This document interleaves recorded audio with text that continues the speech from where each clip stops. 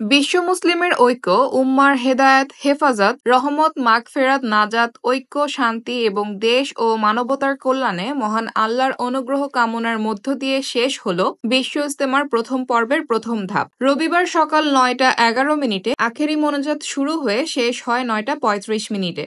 আখেরি মোনাজাত পরিচালনা করেন কাকরাইল মসজিদের ইমাম ও খতিব মাওলানা জুবায়ের। ইজতেমা ময়দানের বিদেশি নিবাসের পূর্ব পাশে বিশেষভাবে স্থাপিত মোনাজাত মঞ্চ থেকে মোনাজাত অনুষ্ঠিত হয়। বিশেষ মোনাজাতে আনুমানিক ২০ লাখ মুসল্লি অংশ নিয়েছেন বলে ধারণা করছেন আয়োজকরা। টঙ্গীর ইজতেমা মাঠ সংলগ্ন ঢাকা ময়মনসিংহ মহাসড়কের টঙ্গীর মিলগেট থেকে আব্দুল্লাহপুর, রাজধানী ঢাকার কামারপাড়া টঙ্গীর মন্নগেট সড়ক এবং ঢাকা আশুলিয়া সড়কের আব্দুল্লাহপুর থেকে কামারপাড়া পর্যন্ত পুরো এলাকায় অসংখ্য মানুষ মোনাজাতে অংশ নেন। শনিবার দিবাগত রাত ১২টা থেকে যানবাহন চলাচল বন্ধ থাকায় রবিবার ভোর থেকে মুসল্লিরা আখেরি মোনাজাতে অংশ নিতে হেঁটে ইজতেমা ময়দানে ছুটে এসেছেন। ৩ দিনের বিশ্ব ইজতেমায় অংশ নেওয়া মুসল্লি ছাড়াও আখেরি মোনাজাতে শরিক হতে দেশের বিভিন্ন স্থান থেকে বহু মানুষ ইজতেমা ময়দানে এসেছেন। ইজতেমা ময়দানে এসেছেন নারীরাও। উড়াল সেতুর নিচে মহাসড়কের পাশে পরিবারের সদস্যদের নিয়ে অবস্থান নিয়েছেন তারা।